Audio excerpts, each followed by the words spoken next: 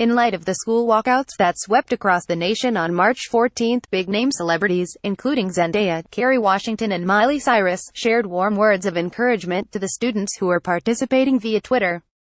So of course I expected President Donald Trump, who is known for having Twitter fingers, to at least say something. But he didn't say one word about the protests, not even a simple, "be safe," and neither did his sidekick, trusted advisor Ivanka Trump. Instead, Donald and Ivanka's Trump's tweets during the student walkout were super irrelevant and kind of stale, given the circumstances. While thousands of kids were preparing to protest gun violence and pay their respects to the 17 people who were killed in the Parkland school shooting on Feb. 14, Trump and Ivanka were busy tweeting about infrastructure. About 3 hours before the walkouts were scheduled to take place, the Trumps both posted messages to their Twitter pages, praising the Senate Commerce, Science, and Transportation Committee for hosting a hearing about rebuilding America's infrastructure. But the Trumps' tweets didn't mention the massive student protests sweeping the country. Which, considering the fact that the walkout has been all over the news, kind of seems like they're intentionally avoiding addressing it. It's maybe not surprising that the Trumps didn't want to call attention to protests demanding gun control. After all, gun control has been a fraught subject for the president. After the Parkland shooting rekindled calls for stricter gun laws, Trump maintained that he would support stricter gun control measures, including expanded background checks and possibly raising the age limit to purchase assault weapons from 18 to 21. But Trump later rolled back on some of his comments.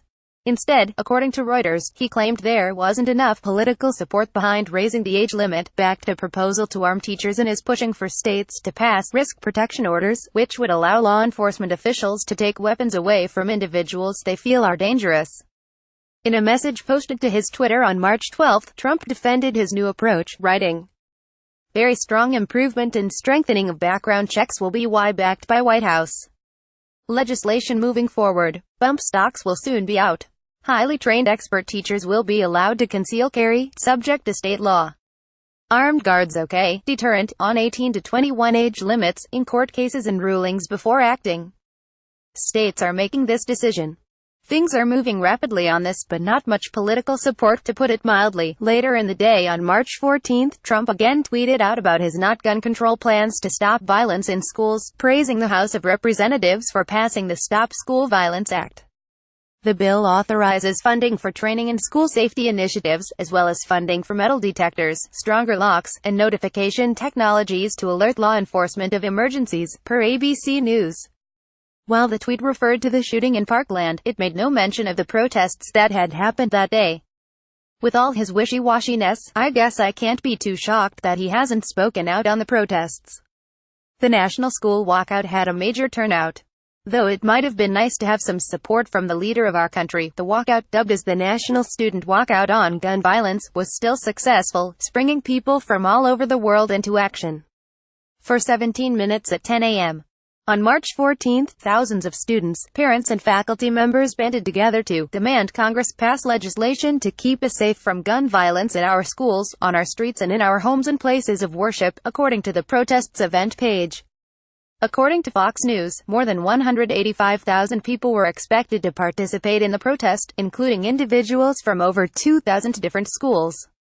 One of the most moving things about the protests, though, is that students from other communities that have been affected by mass shootings also came together in support of the Parkland students. Abigail Orton, a current junior at Columbine High School in Colorado, told CNN that her community has yet to recover from the 1999 Columbine massacre, which left more than a dozen people dead. She said, 19 years after the tragedy that has personally affected my entire community, we still have not seen enough change. And within the last 3 years, we've had more school shootings than in the last decade combined.